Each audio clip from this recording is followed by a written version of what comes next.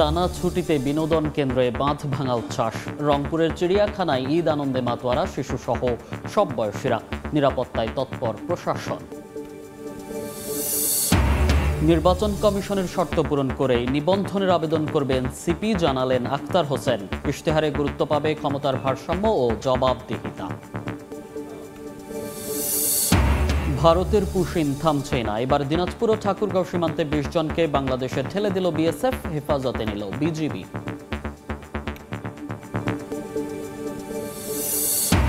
এবং এবার কোরবানির চামড়ায় সিন্ডিকেটের দৌরাত্ম্য। রংপুরে সরকার নির্ধারিত দামের অর্ধেকও দিচ্ছেন না আড়তদাররা। লোকসানে মৌসুমি ব্যবসায়ীরা।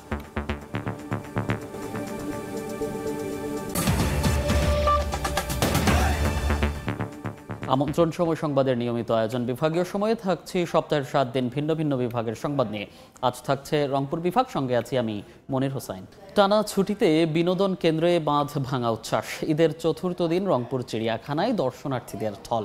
সকাল থেকেই পরিবার পরিজনকে সঙ্গে নিয়ে বিনোদন কেন্দ্রগুলোতে আসা শুরু করেন সব বয়সী মানুষ। চিড়িয়াখানা, চিকলি ওয়াটার পার্ক, ভিন্ন জগৎ, তাজহাট, জমিদার বাড়ি সহ জেলার সব বিনোদন কেন্দ্র এবং সিনেমা হলগুলোতে নগরবাসীর পদচারণা চোখে পড়ার মতো। তাদের নিরাপত্তায় তৎপর প্রশাসন।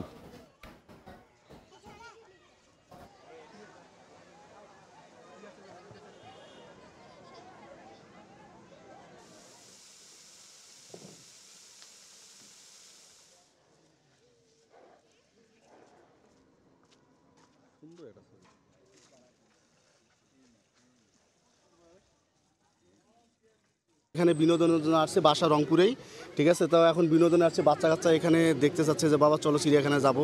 তা আমরা এখানে ঘুরলাম, খুব ভালো লাগছে আমাদেরকে। ঈদের আমেজ তো বলতে বোঝেনি।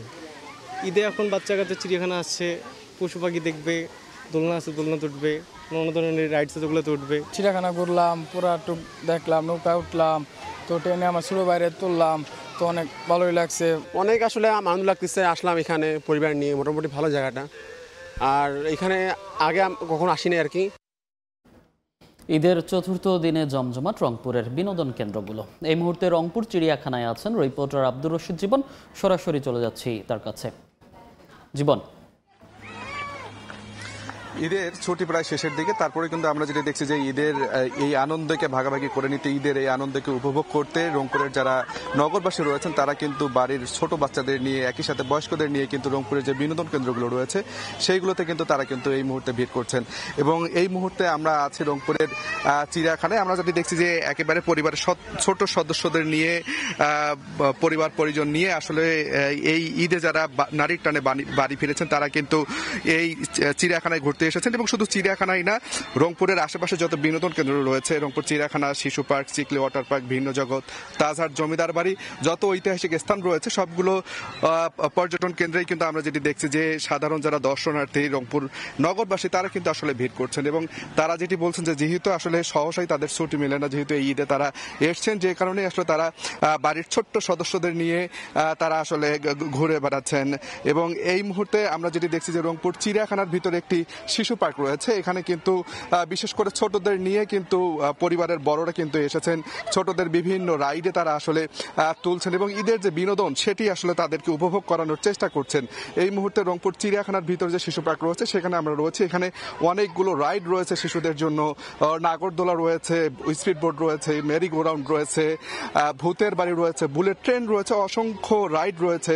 এই চিড়িয়াখানার ভিতরে যে শিশু পার্কটি রয়েছে সেটিতে তারা কিন্তু বাড়ির যে ছোট্ট সদস্যরা তাদেরকে এই রাইডগুলোতে ওঠাচ্ছেন এবং তাদের এই যে উপভোগ করাচ্ছেন। এবং বড় সদস্য যারা রয়েছে তারা কিন্তু বলছে যে ঈদের এই যে ভ্যাপসা গরমকে উপেক্ষা করেও কিন্তু তারা কিন্তু আসলে ঈদের আনন্দটাকে একটু বাড়িয়ে তুলতে, ঈদের আনন্দটাকে একটু উপভোগ করবার জন্যই কিন্তু তারা আজকে এই রংপুরের বিনোদন কেন্দ্র যেগুলো রয়েছে তারা কিন্তু সেই বিনোদন কেন্দ্রগুলোতে ভিড় করছে। এবং জানিয়ে রাখি, শুধু কিন্তু এই যে বিনোদন কেন্দ্রগুলো রয়েছে এগুলো কিন্তু না, এর পাশাপাশি সিনেমা হলগুলোতেও কিন্তু যারা দর্শনার্থী রয়েছে তারাও কিন্তু আসলে ভিড় করছেন। তো সব মিলে যদি বলি, রংপুরের চতুর্থ দিনেও কিন্তু আজকে আমরা দেখছি যে রংপুরের বিনোদন কেন্দ্রগুলোতে দর্শনার্থীদের একেবারে উপচে পড়া ভিড় আমরা লক্ষ্য করছি। তো সব মিলে এই ছিল রংপুর থেকে বিনোদন কেন্দ্রের সবশেষ।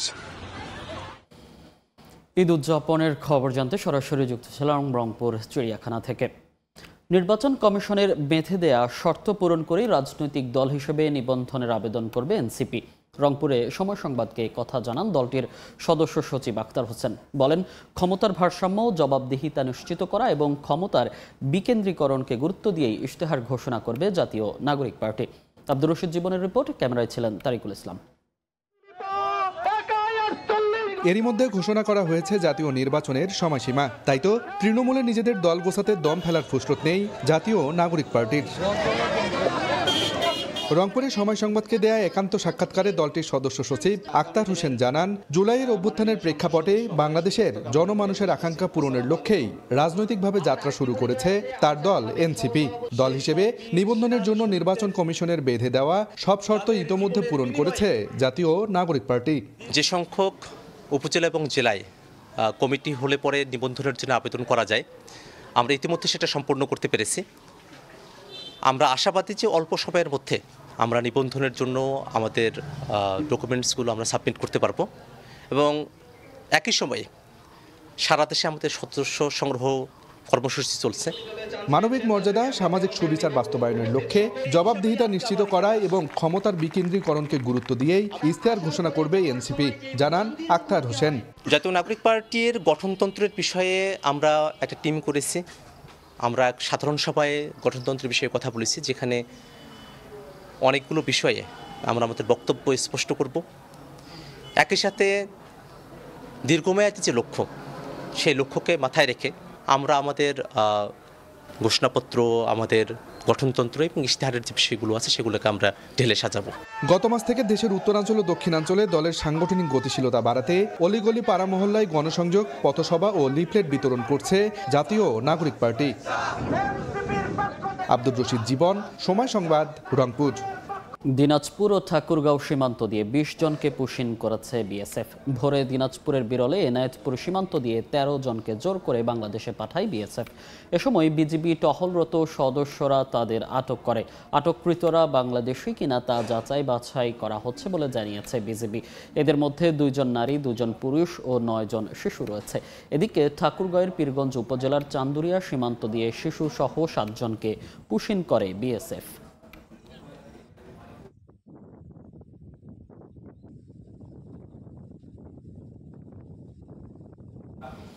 সিন্ডিকেটের দৌরাত্মে এবারও লোকসানের মুখে রংপুরের মৌসুমি চামড়া ব্যবসায়ীরা। সরকার নির্ধারিত দামের অর্ধেক মূল্য দিচ্ছেন না আড়তদাররা। এ অবস্থায় লাখ লাখ টাকা ক্ষতির মুখে পড়েছে ক্ষুদ্র ব্যবসায়ীরা। সংশ্লিষ্টরা বলছেন, চামড়ার সঠিক দাম ও সংরক্ষণ নিশ্চিতে ঈদের ৭ দিন পর্যন্ত মনিটরিং অব্যাহত থাকবে। তারিকুল ইসলামের ক্যামেরায় আব্দুর রশিদ জীবনের রিপোর্ট। চামড়ার ন্যায্য মূল্য চাইতে গেলে এভাবেই মৌসুমী ব্যবসায়ীদের উপর তেড়ে আসেন স্থানীয় চামড়া ব্যবসায়ী সমিতির নেতারা। খুদে কিংবা মৌসুমী ব্যবসায়ীদের অভিযোগ, সরকার আগেভাগেই দাম নির্ধারণ করে দেয় এবার বেশি দামে কিনতে হয়েছে কোরবানির চামড়া। তবে আড়তদাররা সিন্ডিকেট করে কেনা দামেও নিচ্ছে না পশুর চামড়া। মালটা যদি ৫০-১০০ টাকা লাভ না করি, তাহলে আমার চামড়া কিনে লাভ কি? আমার ৫৪,০০০ টাকা দিয়ে ৩টা ছাগল কিনছি, ৪০ টাকা পাইনো, রিক্সা ভাড়া গেল ৫০ টাকা। ১০০ টাকা কিনছিলাম, ২০০ টাকা এখানে ৪০০ টাকা বেচাইলাম। এদিকে মৌসুমী ব্যবসায়ীদের অভিযোগ অস্বীকার করে আড়তদারদের দাবি, সরকার দাম নির্ধারণ করে দিলেও ট্যানারি মালিকরা সে দামে চামড়া কেনেন না।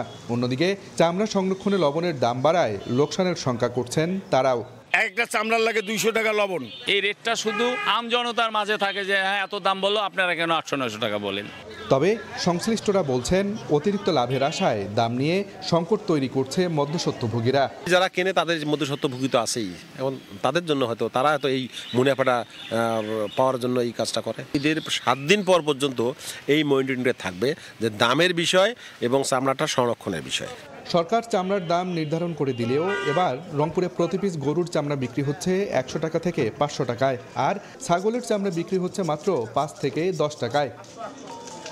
আব্দুর রশিদ জীবন, সময় সংবাদ, রংপুর। উজানের ঢল ও টানা বৃষ্টিতে সৃষ্ট বন্যার পানিতে নষ্ট হয়ে গেছে কুড়িগ্রামে ফসলের ক্ষেত। এতে চরম ক্ষতির মুখে পড়েছেন চরাঞ্চলের কৃষকরা। জামিল মিয়ার তোলা ছবিতে বাদশা সৈকতের রিপোর্ট। টইটুম্বর পানিতে তলিয়ে ফসল, দুশ্চিন্তায় মাথায় হাত কৃষকের। গত কয়েকদিনের টানা বৃষ্টি আর উজান থেকে নেমে আসা পাহাড়ি ঢলে কুড়িগ্রামের বেশ কয়েকটি নিচু এলাকা তলিয়ে যায়। এতে বাদাম, পটল, পাট, তিল, কাউন সহ বিভিন্ন ফসলের ক্ষেত নষ্ট হয়ে গেছে। ফসল হারিয়ে চরম ক্ষতির মুখে কৃষকরা। পানির কারণে আমরা এই বাদামটা তুলতেছি, এখন আমরা ক্ষতিগ্রস্তের মধ্যে আছি। এই রকম পানি যদি হয় আমরা কিভাবে কৃষকেরা বাঁচি থাকবো? 500 টাকা হিসেবে কামলা খরচ করি, যেটা আবাদ করছি ওটা চারে না উঠেই নেই। একবারে যে আমরা যে ভালোভাবে পুষে উঠবো এই ধরনের কোনো সুযোগ সুবিধা পাচ্ছি না। তবে কৃষকদের ক্ষতি নিরূপণ করে প্রয়োজনীয় ব্যবস্থা নেয়ার আশ্বাস দিয়েছে কৃষি বিভাগ। পানি নেমে যাওয়ার সাথে সাথে ক্ষয়ক্ষতি নিরূপণ করে আমরা ঊর্ধ্বতন কর্তৃপক্ষে জানাবো এবং আমরা আমাদের কৃষকের পাশে আছি। আমরা আমাদের সাধ্যমতো তাদের পরামর্শ দিয়ে যাচ্ছি। চলতি মৌসুমে বন্যার পানিতে নষ্ট হয়ে গেছে জেলার 300 হেক্টর জমির সবজি সহ বিভিন্ন ফসল। বাদশা সৈকত, সময় সংবাদ, কুড়িগ্রাম। মিল মালিকদের দাম নিয়ন্ত্রণের অভিযোগ, জিম্মি হয়ে পড়েছেন রংপুর অঞ্চলের কৃষকরা। সরকার নির্ধারিত প্রতি মন 1440 টাকার অর্ধেক মূল্যে ধান বিক্রি করছেন ফরিয়াদের কাছে। সংকট নিরসনে অপারগ বলছে কৃষি বিভাগ। সরকারের ভুল নীতির মাসুল গুনছে প্রান্তিক চাষি, বলছেন কৃষক নেতারা। শাকিল মাহমুদের ক্যামেরায় নাজমুল ইসলাম নিশাতের রিপোর্ট। এবার বোরো ধানের ভরা মৌসুমে ন্যায্য মূল্য না পাওয়ায় বড় ধরনের লোকসানে পড়েন উত্তরের কৃষক। সরকার প্রতিমন ধানের দর 1440 টাকা বেঁধে দিলেও কৃষক পর্যায়ে বিক্রি হচ্ছে 850 থেকে 1020 টাকায়।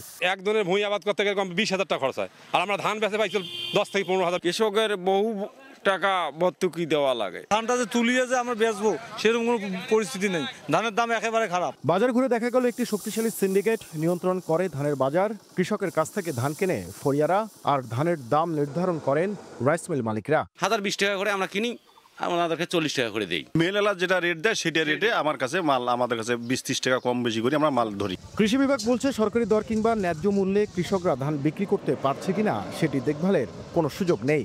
সরকারকে পরামর্শ দেওয়ার জন্য আসলে একটি মনিটরিং টিম যদি থাকে তাহলে অন্তত কৃষকের সমস্যাগুলো তুলে নিয়ে আসতে পারি আমরা, যে কি কারণে ন্যায্য মূল্য পাচ্ছেন না কৃষক। তবে কৃষক সংগঠনের নেতাদের দাবি, সরকারের ভুল নীতির কারণে প্রতি বছর ক্ষতিগ্রস্ত হচ্ছেন প্রান্তিক কৃষকরা। এবার বিভাগে বোরো ধানের উৎপাদন হয়েছে 46 লাখ মেট্রিক টন, অথচ সরকার ধান ক্রয় করবে মাত্র 55,000 মেট্রিক টন। নাজমুল ইসলাম নিশাত, সময় সংবাদ, রংপুর। গাইবান্ধার একটি বিদ্যালয়ের ভবন নির্মাণ শেষ না হওয়ায় ব্যাহত হচ্ছে শিক্ষা কার্যক্রম। খোলা আকাশের নিচে পাঠদানে দুর্ভোগের শেষ নেই শিক্ষক শিক্ষার্থীদের। এ অবস্থায় দ্রুত ব্যবস্থা নেওয়ার আশ্বাস এলজিইডির জেলা কর্মকর্তার। বিপ্লব ইসলামের রিপোর্ট। দেখতে গুদামঘর কিংবা গ্যারেজ মনে হলেও আসলে এটি গাইবান্ধার ফুলছড়ির চরকোসখালী সরকারি প্রাথমিক বিদ্যালয়। 2022-23 অর্থ বছরে বিদ্যালয়ের ভবন নির্মাণের কাজ শুরু হয়। 2024 সালের জুনে কাজ শেষ হওয়ার কথা থাকলেও সম্পূর্ণ কাজ না করে লাপাত্তা ঠিকাদার। তখন থেকেই খোলা আকাশের নিচে রোদ বৃষ্টির মাঝে চলছে পাঠদান। এতে শিক্ষক শিক্ষার্থীদের দুর্ভোগ সীমাহীন।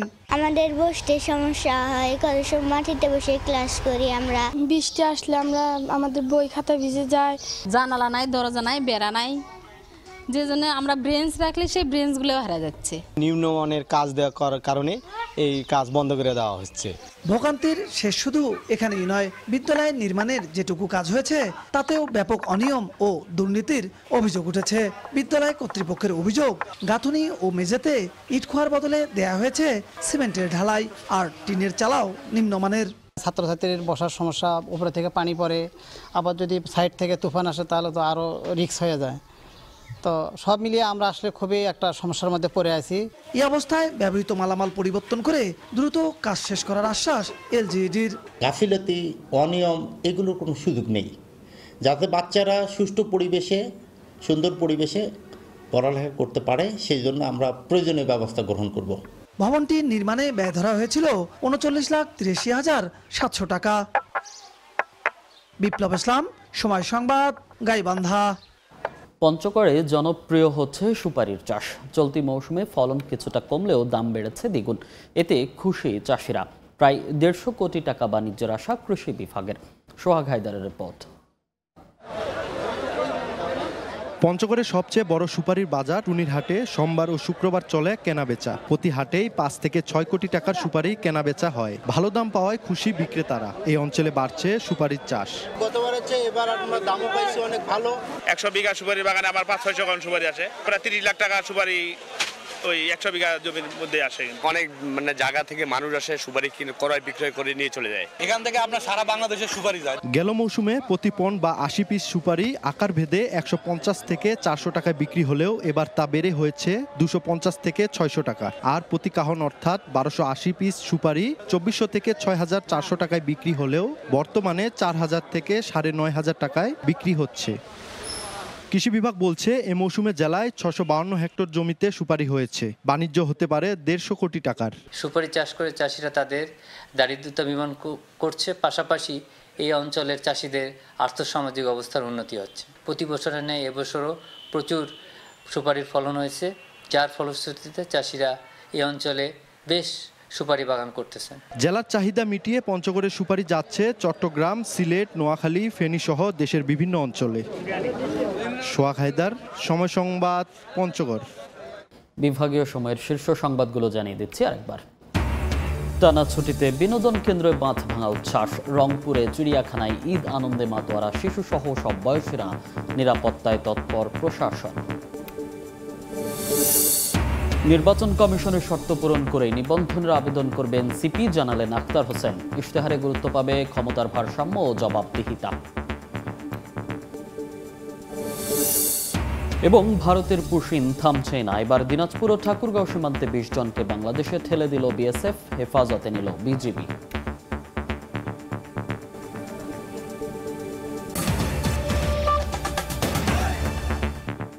এই ছিল বিভাগীয় সময়। আগামীকাল থাকবো রাজশাহী বিভাগের আয়োজন নিয়ে। সঙ্গে থাকুন সময়ের।